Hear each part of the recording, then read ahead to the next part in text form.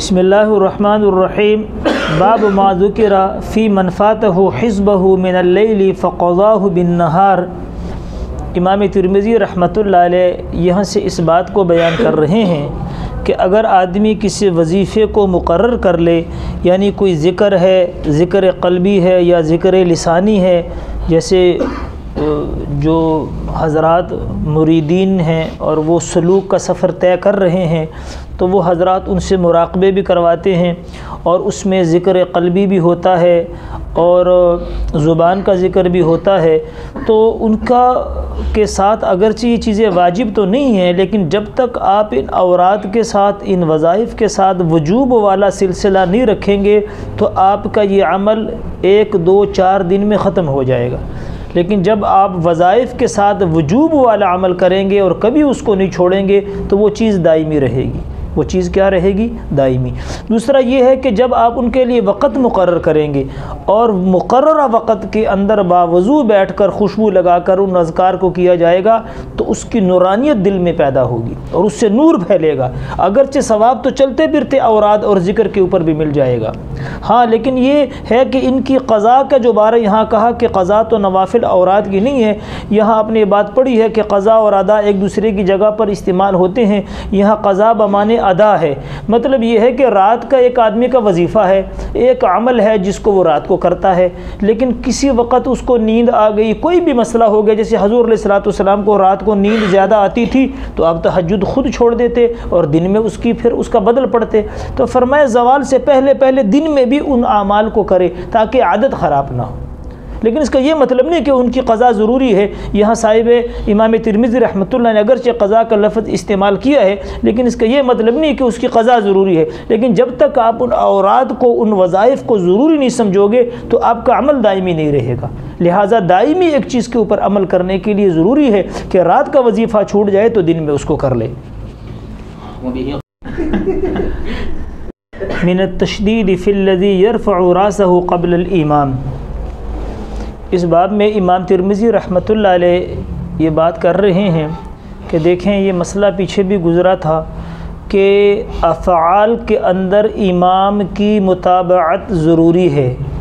کیا مطلب؟ کہ امام رکوع میں جائے تو تم اس کے بعد جاؤ، اس سے پہلے نہ جاؤ، اس کے برابر بھی نہ جاؤ۔ مقتدیوں کو اس کا خیال کرنا چاہیے خود کہ وہ امام سے تھوڑا پیچھے رہیں، وہ امام سے تھوڑا پیچھے رہیں، ہر رکن میں، کسی رکن میں بھی امام سے پہلے نہ جائے۔ لیکن عمومی طور پہ یہ دیکھا گیا ہے کہ عوام تو عوام، خواص کا بھی برا حال ہے، وہ بھی اس چیز کا خیال نہیں رکھتے۔ اتنی جلتی ہوتی ہے کہ امام کو دیکھ رہے ہوتے ہیں، اگر وہ دوسرے رکن میں جاتے ہوئے اللہ اکبر میں تھوڑا لیٹ ہو جائیں تو مقتدی پہلے سے پہنچے ہوتے ہیں۔ لہٰذا ایسا نہیں کرنا چاہیے۔ اللہ کے نبی نے ان کو وعید سنائی اور ڈرایا ہے، فرمایا کہ وہ آدمی اس سے نہیں ڈرتا،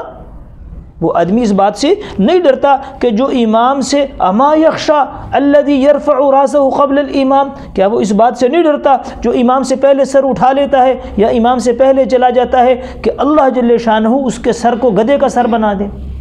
اللہ اس کے سر کو گدھے کا سر بنا دے۔ تو یہ تشدید ہے، یہ سختی حضور پاک علیہ السلام نے، لیکن یہ بات یاد رکھیں کہ یہ جو حضور پاک علیہ السلام نے فرمایا ہے، دیکھیں یہ خبر ہے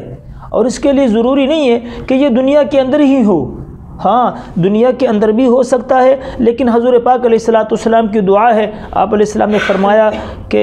اے اللہ میری امت کے چہروں کو مسخ نہ فرما، جیسے پہلی امتوں کے چہرے مسخ ہوتے تھے۔ لیکن یہ ضروری نہیں کہ حدیث دنیا میں پورے ہو، اس کے بعد بھی زندگیاں آنے والی ہیں، اور برزخ کی زندگی ہو سکتا ہے کہ جو لوگ اس کام سے باز نہیں آتے برزخ میں ان کے سر گدھوں والے ہوں، اور حشر کی زندگی بھی ہے، ہو سکتا ہے کہ یہ لوگ نعوذ باللہ حشر میں آئیں اور گدھوں کی ان کے باقی دڑ انسانوں کے ہوں اور سر گدھوں کا ہو، تو یہ بات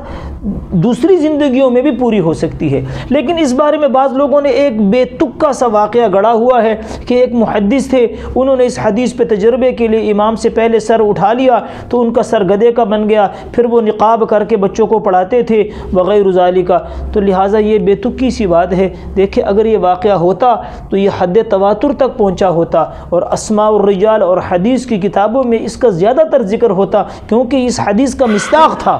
لیکن لہٰذا اسماء الرجال اور کتب حدیث میں اس واقعے کی کہاں پر بھی کوئی نام و نشان نہیں ہے۔ یہ لوگوں کے گھڑے، جیسے وہ سورہ نجم کے اندر ہم نے بتایا آپ کو کہ وہ غرانیق وغیرہ کا جو واقعات ہیں، اور علامہ سیوطی رحمۃ اللہ علیہ نے جلالین میں بھی اس کو فٹ کیا ہے، یہ سارے بے تک کے واقعات ہیں۔ دیکھیں سورہ